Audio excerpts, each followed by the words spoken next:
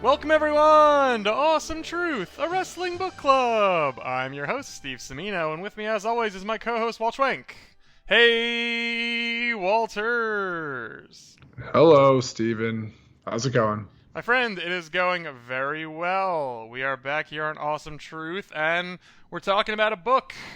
Books are not a rarity these days. What are you going to say? We're talking about books.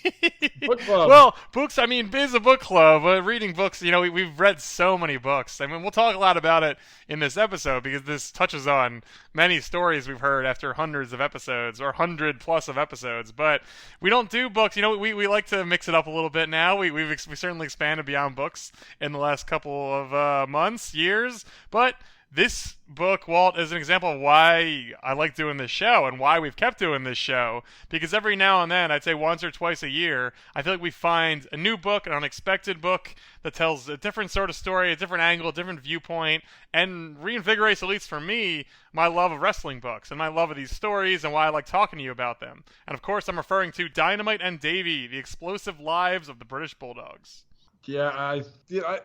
This wasn't necessarily the top of my list of potential topics to explore, and in some cases kind of explore again, because I didn't realize until the end of the book that Dynamite Kid has an autobiography. So that kind of reframed a lot of my thoughts, knowing that he's already written about his life. But ultimately, by that point, I was already well invested in the British Bulldogs' full career and life stories, collective and separate. And it was great. I enjoy it. And specifically about the British Bulldog, which we'll I'm sure get more into, but ultimately, like, it's not a character we really have dissected a whole lot of, like just the British Bulldog. Like, obviously you talk about other characters that he was related to, and you know, Dynamite Kid has been talked about a decent amount, but British Bulldog specifically was mid 90s quintessential like WWF star, and like I've seen pretty much all of his huge matches. So from the 90s, I should say, that growing up organically. So like I didn't realize how much I wanted to read about the British Bulldog until I started reading about all of his career highlights. Yeah, I mean, I think it's telling in a small way that the book is called Dynamite and Davey. You know, like when you read it, when the book is by a guy named Stephen Bell, he did a great job. He really comprehensive, 500 pages, like really in the weeds with a lot of this stuff.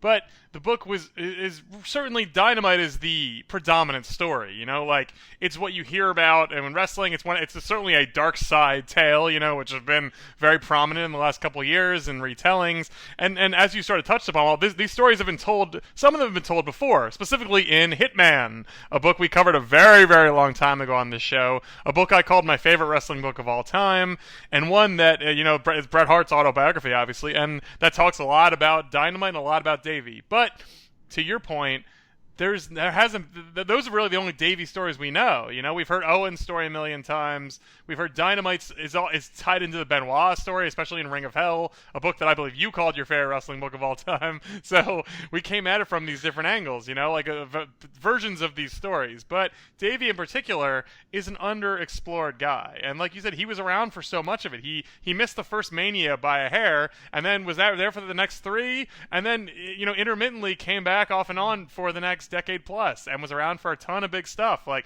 was closely tied to Bret Hart for so much of his rise and fall. Like, it's a great story, and they're both really sad cautionary tales in very similar but unrelated ways. It's the wrestling story for both of them. Like, you would, if you guessed, you'd be pretty right as to what ended up killing them, probably both sides of it, sadly, like the two different sides of the wrestling story. But Dynamite's is just very, very well known, and Davey's, ups and downs are just something we haven't gotten a chance to dive into until this book.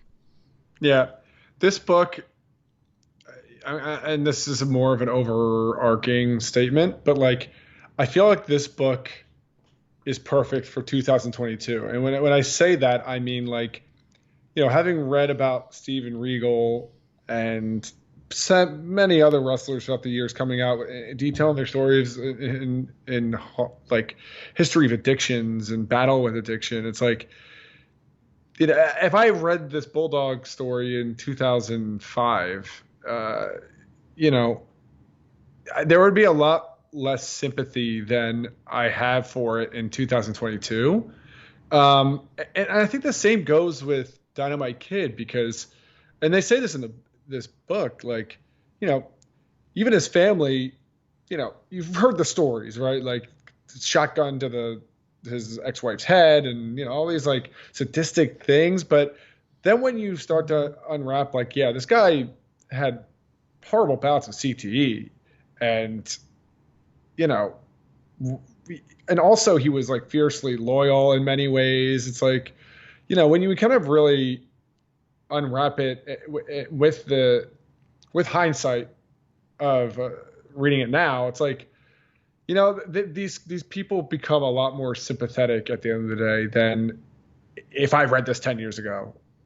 Yeah, and sort of as you noted, and I think I got this so much more from reading this book, this version of this story, is Dynamite, puts himself into self-imposed exile so early in this story, like then, because there's basically a point in this where we pivot from Dynamite to Davey, because Davey is still in wrestling and still having matches and gimmicks and his own problems and family stuff. And so the last chunk of the book is largely Davey's final sort of years in wrestling. Meanwhile, Dynamite has just gone to England, never to see his family again, minus a few brief visits. So like, it's an incredible amount of time that he just decided, like, I've failed. Whatever his logic is, we don't really know what he was thinking exactly, but he has decided, like, either I'm a monster or I failed or I need to go, I want to go, I don't deserve to be here, or whatever it was. He sends himself to England and really never sees one of his daughters for decades, barely sees his other kids ever, and like, at the end of the book, Stephen Bell notes, as you were saying, this is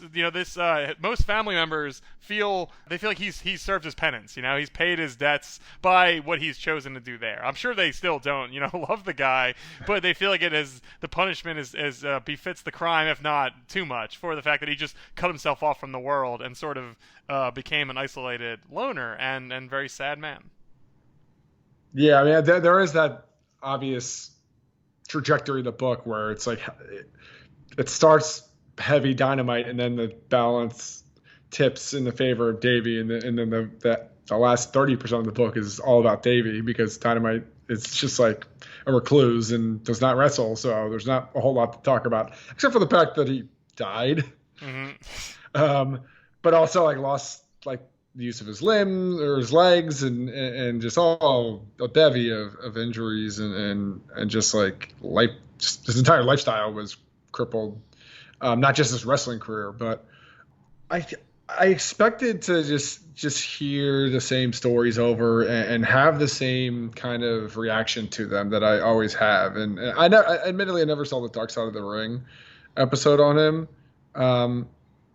And I'm sure that would make me feel a different way too. But like, I think the stories are the stories and they're not good. Like the crazy, like Napoleon complex and, the horrible ribbing, like it's never really excusable, but there is like a point in the book where it's just like, this guy was horrible to people, but did have like a sense of loyalty where like even like people who he ribbed relentlessly, like towards the end of the book there was like few moments of people saying like, well, he still was an amazing, like one of the best wrestlers of all time, pound for pound. And the passage of time has like certainly eased the pain of like having my wrestling tights cut. And the guy did have a sense of loyalty. I mean, I don't want to compare the two, but like, people talk about Andre the Giant the same way, where this guy, if you weren't on his good side, and there weren't many people that were, the guy made your life hell. And so what the difference though is one was 180 pounds and the other was 480 pounds. So, I'll let you decide who's a worse threat or bigger threat. But like, I feel like that describes a lot more people than just this one guy. So, yeah, I kind of left the book feeling a lot different for the Dynamite Kid or Tom Billington, I should say, than I previously had in my heart. Yeah, I think that's a really good point. And like one thing I do like about this book is it does not go down the Ring of Hell path. And it's easy to compare the two just because it's, the Benoit story and the Dynamite Kid story are so interwoven in there. Benoit looked up to Dynamite immensely. They both met very, very sad fates, very different fates, but very sad fates. They both were very similar styles in the ring. There's a lot of comparisons there. And then the Ring of Hell obviously is a renowned book about Benoit, and this is a book about Dynamite. Ring of Hell, it indicts the entire industry, wrestling, Vince McMahon, Japan, indicts everything, and with good cause, because there's plenty to indict. But this book, I feel like, though it does, make very clear that Dynamite was sadistic and did a lot of shitty things and made a lot of enemies, like, I think it indicts it in a, Dynamite, his surroundings, his environment, the companies, in a more, less aggressive way, and more of a just, like, sort of accepting way, or this is the way it was, like never makes excuses for them at all, but doesn't like expose them or serve them up on a platter or be like, look at this monstrous, boo this company. It's just like, this is just the world. Like, it was a weird, strange, often like maybe not evil but very debilitating and sort of crippling place to exist in, and Dynamite is one of many people who it chewed up and spit out, and that's not something, it's not something we should certainly celebrate. It's terrifying and monstrous in its own way, but Dynamite is a victim of that to a certain extent.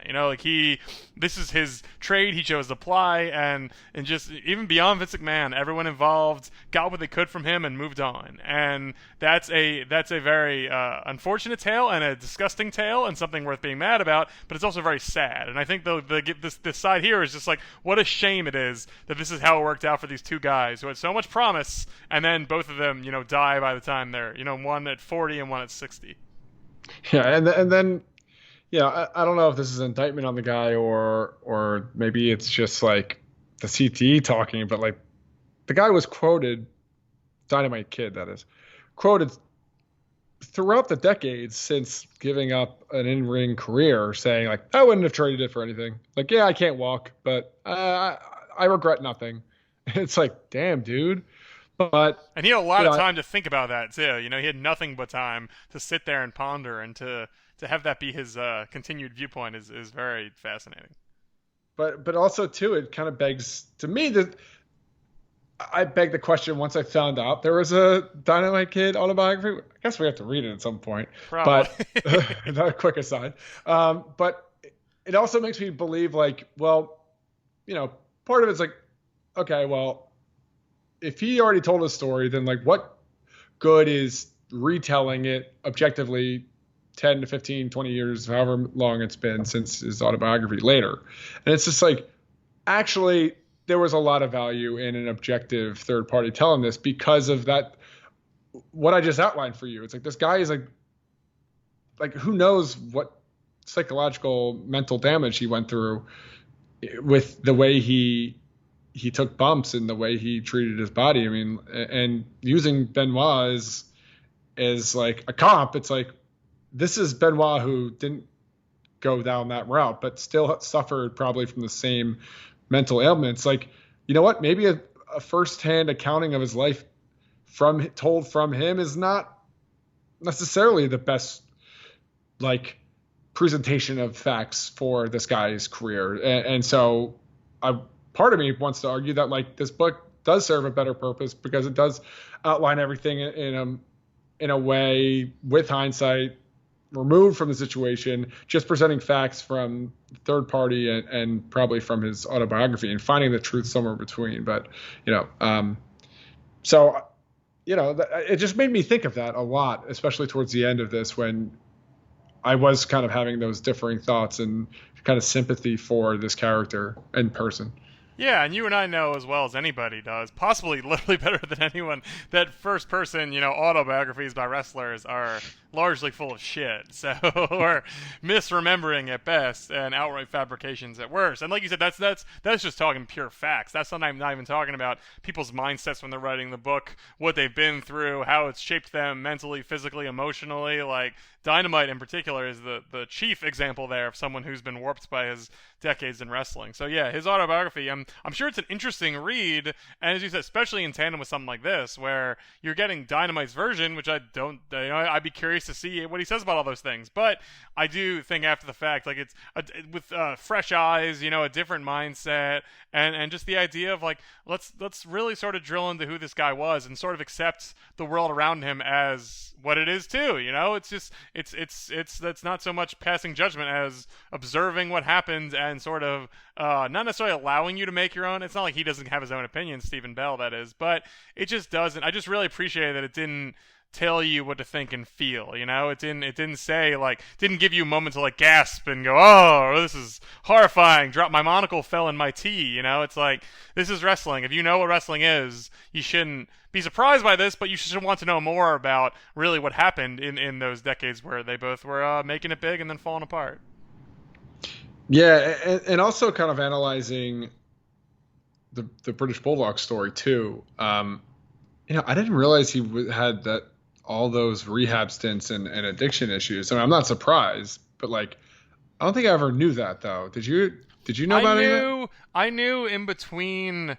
I think most people know the Warrior Trapdoor story, which is that he really hurt his back. I think that's probably what I would say I knew before this, is he was a wrestler, so obviously he was on some stuff probably, but then he got really hurt after the trapdoor thing, and then he started pounding painkillers, and then that eventually like led to his, not directly to his death, but like sort of, you can draw a pretty close line from that to that. Right. I mean, and like, this guy, I didn't realize he was that hurt throughout the 90s. I mean, it sounds like him and Pillman had pretty comparable like painkiller addictions. And I mean, obviously Pillman's situation is a little different, but ultimately, like, this guy didn't have a functioning back through most of what I remember of his career. They tell that, so I did know, and this is just sort of what you were saying about not connecting the dots maybe. I've heard the story, I'm sure it's in Hitman, about Davey's car crash when he was so juiced up that he didn't die because his neck was so strong from weightlifting that it saved his spine from compressing and breaking. But in my head, I sort of think like, oh, well, that happened and then he got better. And in reading this, I'm like, you don't really get better from that, like it's not like you shake that off and just go back to wrestling. Like that would kill a weaker man and should even cripple a wrestling superstar. So the idea in my head that he just like got over that, it's like, that's sort of a silly way to look at that. Like obviously that haunted him for the rest of his life to some extent. Like even if we're not coming out and saying it, we don't know exactly how, you don't go back from that and wrestle for another decade. Like that just sounds horrifying to your body. Yeah, I don't know if the car crash story is like a pro steroids ad. It's like, take steroids and your necklace can be so strong that you can fly through a window.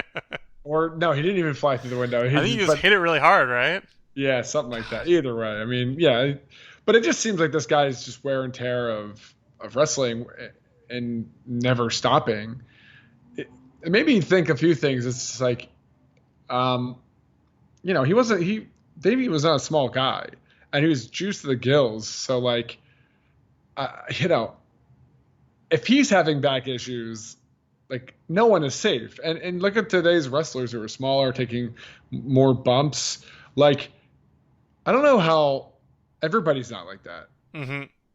Sting, it's amazing Sting's out there at 60. Like, that's common to say that because, like, obviously it's pretty crazy that he's on a somewhat regular schedule with AEW, but just the fact that he can walk still, it's like Sting's been juicing and jumping around for 30 years, Yeah, but even like someone, like, name any wrestler today who's done this for like 10 years straight. Maybe the Bulldogs were just like that big of bump machines in Stampede in Japan and like the early WrestleMania era like years at WWF. Like, I mean, like I just don't understand the difference. Like, how's Bulldog crippled and Dynamite crippled by these bumps, and like Adam Cole wrestles.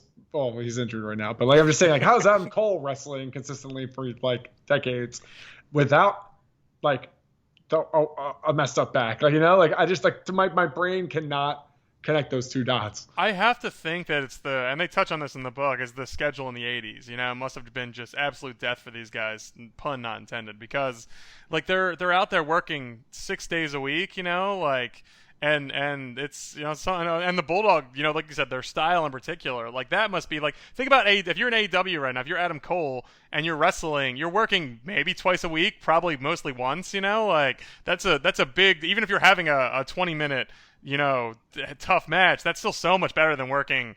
I'd imagine most wrestlers would probably rather work one 20-minute match than 5 8-minute matches, and take it just seems like the wear and tear, you never get a chance to recover. Now at least I feel like they get a little bit of a reprieve to hopefully get a little healthier than they did back then. Yeah, I mean, I guess also it's been cited throughout the first half of the book when Dynamite would be like, oh, you like take some time off, like oh no, I'm going to Japan. Oh, I'm coming right back, and then I'm just doing this hellish Stampede tour. Oh, I'm going right back to Japan. It's like, I could also understand the idea of just do it while it's hot, and especially as a smaller wrestler, like he probably felt like he had to keep the forward momentum going of his star power, or else it's just so easy to forget you in wrestling, especially back then when territories getting swapped up and there was no TV or the few TV moments there were dedicated to Hulk Hogan and like maybe that's a few other of his pals. Mm-hmm. And so like I could also kind of see falling for that downward spiral of like I just have to keep doing this and I'll just mask the pain because like this could end. And guess what, it did end, but it's like did Dynamite lose function of his body because he pushed through or because he was destined to lose function of his body, Yeah. And that, those are things that like you kind of ask yourself as you're kind of reliving his life story, knowing, again, with the hindsight of 2022. Yeah, I don't know. They do. The book really leans on, especially in those early days, how influential Davey and Dynamite were, how, the Bulldogs, but particularly Dynamite, obviously, but certainly as a duo, they were wrestling a style no one had really seen before. They were high-flying. They were doing power moves like crazy. So they certainly lend themselves to this type of, wrestling style that you think would really take you out sooner rather than later.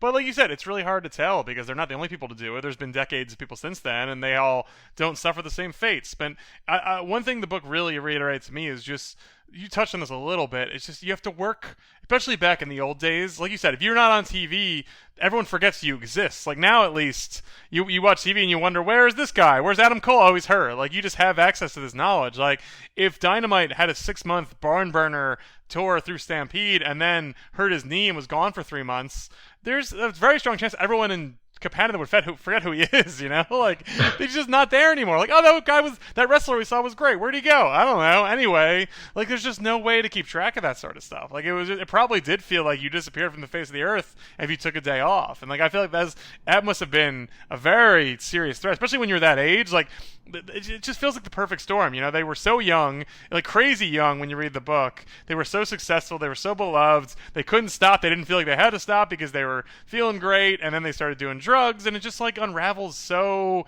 it unravels in a way that is like a movie. Like it's just so like Dynamite didn't have a drink, and then he had a drink, and then he hung out with Harley Race, and that ruined his life. Like it's just there's just this clear path to destruction and devastation and sadness that you see them all on. And it's not even like Stephen Bell is whipping up, is churning the narrative and making it feel like fiction. Like I feel like it just makes sense. We've read versions of this before, just not about these guys and not in this time and in this place and in this era when wrestling is, they're single-handedly, maintaining their favorite Canadian promotion and then reinventing tag team wrestling in North America for WWF, which is booming. Like there's just so much going on at this moment. And like I think this book makes a very strong case that we should respect the Bulldogs more. You know, like that they were just you think you slot them in with Heart Foundation rockers, like a lot of those '80s tag teams that were really cool and fun. And this book's like, no, like these were, you're not even, like you said, not even just Dynamite. This team really was revolutionary in ways that I think get glossed over because here's the day to day that really reinforces how much they mattered. Yeah, I agree with that wholeheartedly. I feel like these two were really damn special, and like a lot of what my previous opinions on Bulldog and Dynamite kind of just got, I don't want to say like completely changed, but like definitely maybe reconsider certain things. Like, for example, contextualizing the fact that the British Bulldog was the Hulk Hogan of the UK. Yeah. Like, and was really good friends with the real Hulk Hogan. Like, that never seemed like a thing. Like, I was like, holy shit. Like, I mean, it makes it, sure, why not? But like, it's just nothing I didn't know until I read this book, that that Hogan like called him, was like, hey brother, it's me, Hulk. It's me, Terry. You know? Oh yeah, it's me, Terry. It's like, yeah. Terry who? It's like, it's Hulk. Oh. Oh, hi Hulk. Yeah. No, but just like the guy's influence overseas. I know that sounds stupid to say. Like, of course this guy was big in the UK, but like, just understanding how big that big was, and then kind of taking that insight and applying it to business. It's like there was, especially early like 90s, late 80s. It's like there was a concerted effort to get this guy over big because they just made so much money anytime he was over, and they were over in the UK with him, and him on top. It's just like, it's kind of surprising the guy didn't win the title. Yeah, the book cites I believe the night of SummerSlam '92, right? Isn't that correct? The Wembley one.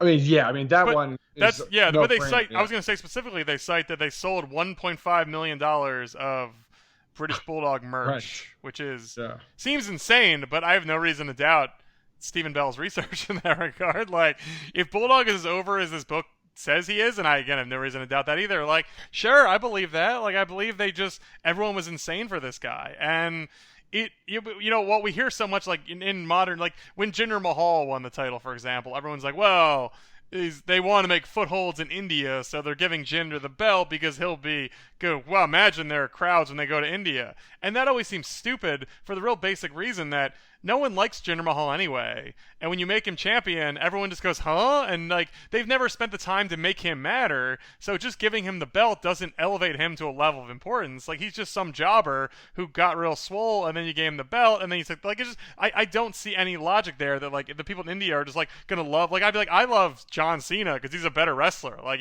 like they're not just mindless idiots who love Jinder just because he's from India. I think the reason the Bulldog story is so good and why I believe it so much when he tells of stories of his enthusiasm and love in his home country is Bulldog was around forever and was a renowned wrestler in the UK that went to, a British province of Canada and was huge, and then was on, international television for 5 years. Like, that's why Bulldog was big when he came home, is because he was a genuine star who'd been around the world, and his character had remained consistent, and he was slowly elevated to main event status. Like, that to me is the missing link whenever you hear these stories about, oh, X guy or girl is so huge in their home country. It's like, well, they really only are. I feel like they're really truly huge when you put the time in to make them characters of relevance, and then they can truly explode.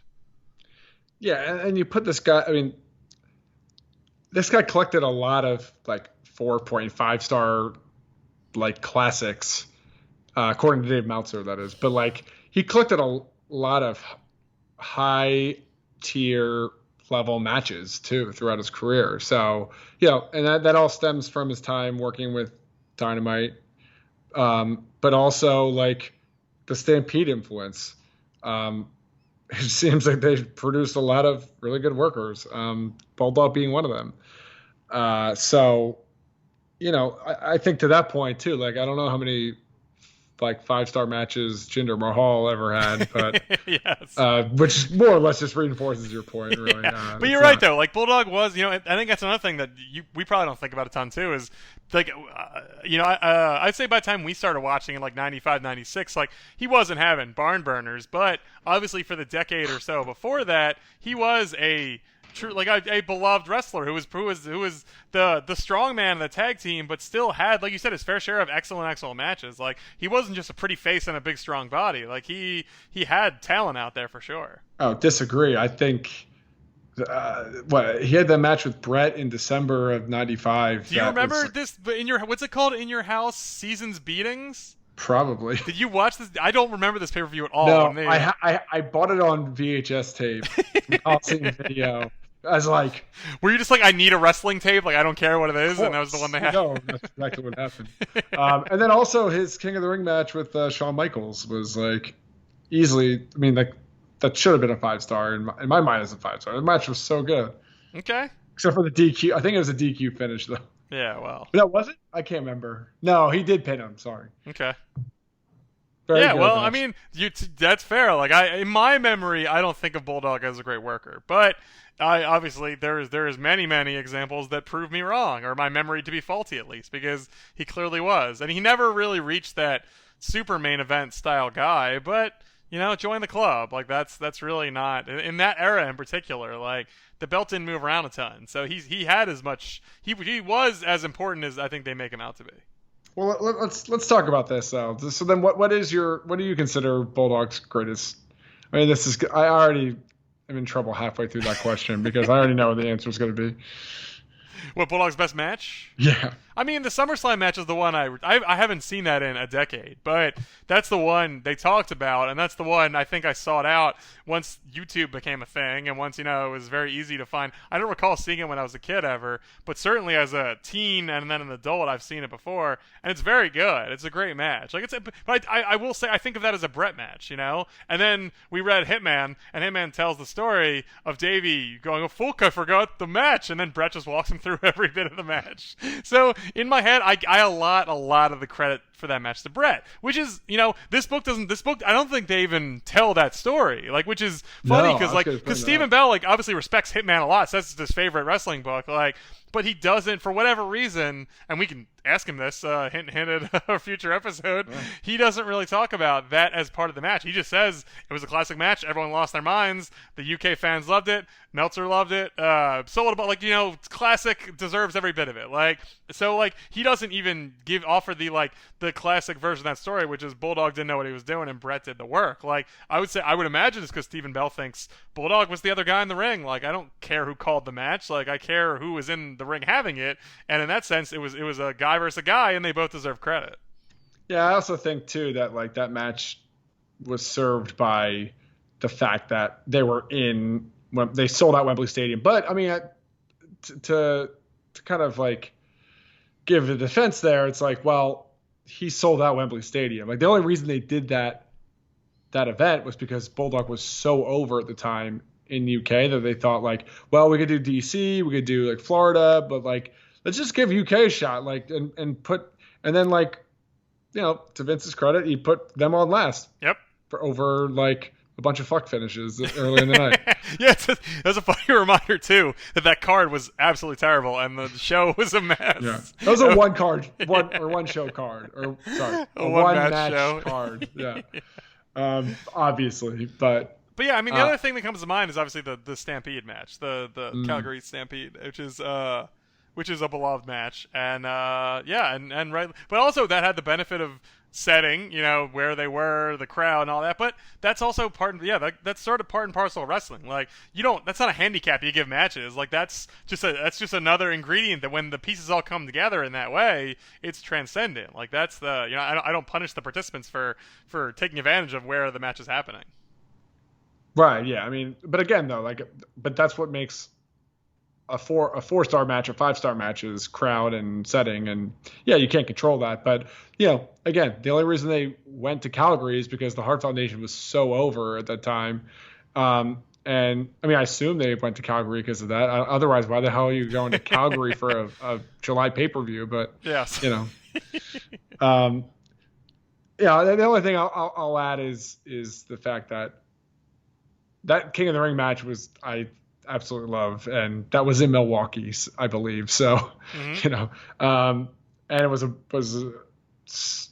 I just remember like them, Shawn Michaels and Bulldog like doing power bombs and Hurricane Ranas and stuff. Like I remember rewatching it, being like, I can't believe those guys used to do those moves back then, because I didn't. I guess I just took for granted that like now rewatching it, how often those moves happen. But Mm-hmm. like back then, it was like they're pulling out all the stops, and especially after Beware of Dog was so bad. Yes. They had to come back with like a 5-star match, and they did. And it's like, I think to your point earlier, like the Bulldog, you might not remember as like a great worker. Like, you can't put him with like Warlord, and you're gonna get like amazing result. Or the Berserker. Or the Berserker. Yeah, thank you. That's probably what I was thinking of. But you put him with the right people, and he'll give you 5-star performances. And it's like, he had the strength and the agility, and they reinforce that a lot in this book, to play big, play small, and be just as effective. Yeah, and you're totally right. And I feel this way much stronger, that I shortchanged Davey in my memory and in my analysis of what makes matches good, who was important in that era. Like, I totally give him more credit now. I will say they make a sort of reference in this book, is at the end, Stephen Bell sort of references and says, Davey's one of the best, if not the best, to never hold a world title, and still be in that pantheon. I don't, maybe you feel that way. I think he's in on the list. I wouldn't put him on the short list. I would say he's not a Piper. He's not a Jake the Snake. He's not a Scott Hall. Like, I would say those guys are in a tier above him. But again, I don't think that's his fault. Like, I think he never really got that angle or that character to really sort of stand out. Like, Bulldog for so long was just like, when he was a heel, he was with Jim Cornette and the Hart Foundation. When he was a good guy, he was a smiling British guy. Like, he didn't have a ton of gimmicks and stories that really were unique or interesting. Like, he was often just there. But that's not a slight. Like, and I certainly mean it less as a slight after reading this book. Like, Dynamite gets all the praise, like all the 5-star love, all the inspired Japan, changed how wrestling was. Like, this truly revolutionary human being in the ring. And I think at the end of this book, my takeaway, as we sort of said, is Davey is in a tier, certainly a different tier than that. But in terms of longevity and in terms of importance and in terms of being around for so long and making an impact, like, he has an incredible amount of value and deserves all the praise he gets. Yeah, I mean, I hear you about the tiers, but ultimately, like you say, the British Bulldog, I feel like most people know, even if they're not wrestling fans, know what that is. Mm-hmm. It's pretty iconic. Great theme too, just like the Rule Britannia. That's such such an easy theme. Like, the fucking British song. It eliminates a lot of the ambiguity. It's just like, yeah, he's just the British guy. Like, don't worry about it. Yeah, every time I saw it in text throughout the book, I had a perfect mental picture and like experience in my head, like an acid flashback to like watching him come out to that scene. It's like, it's very visceral when you're reading it, because it's true. Like, and good for Vince, giving Vince credit for something he did 3 decades ago. And I will say, Vince making Bulldog lose to HBK in the UK is one of the dumbest things he's ever done. That sounds like that's a horrifyingly bad decision. But Vince never made him like, a Regal style tea drinking aristocrat, like, he was like, no, this is a working class British guy, and that's all he is. And like I said, there's not a ton of variance there, so maybe his highs weren't as high as they could have been otherwise, but there weren't a lot of lows there either. Like, he was as steady as it gets. And and if everyone absolves Dynamite at the end for his transgressions, like, there's just as many quotes from Foley and Brett and saying like, Bulldog was just like, he was a ribber, but he was a friendly ribber, and he was a good guy, and like, he maybe he never was a leader, maybe he didn't stand up for himself and like carve his own path, but like, no one has a negative word to say about him in that sense. Like, if anything, his negative traits was that he followed Tom into the darkness for a decade, and beyond that, everyone seems like they have nothing but good things to say.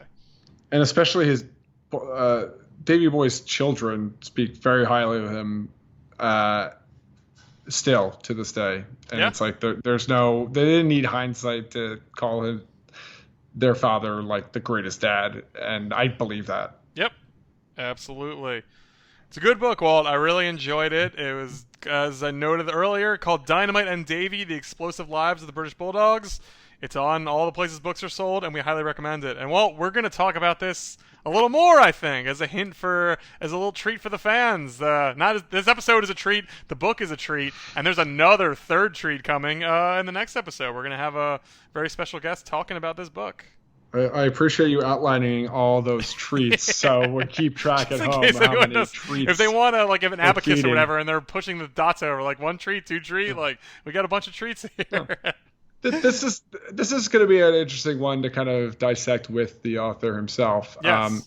And if it doesn't happen, then pretend like we never said this. Yes, but as all plans are a go at this moment, we were going to talk more about Dynamite and Davey, about writing books, about telling this story, and a lot of the things we brought up today. Well, we're going to hear from the man himself in short order. So stick around for that and read the book in between. It's a great book, and it is. We don't get to say that every time we consume a book, but this one is really, really enjoyable. So like a true book club, you have 2 weeks to read it so that you can when you listen to the next episode, you can contribute online. That's right. You can hear his answers and go, those are good answers. I know that because I read the book and I enjoy learning that. So that's what we're going for. So do that. And also, if you want to learn more about various characters that have come up in this episode, specifically Chris Benoit and Bret Hart and other people of that type, you can find our archives at awesometruth.libsyn.com. You can subscribe to us, again, all of our old and new episodes on Apple Podcasts, Spotify, Stitcher, everywhere podcasts are delivered.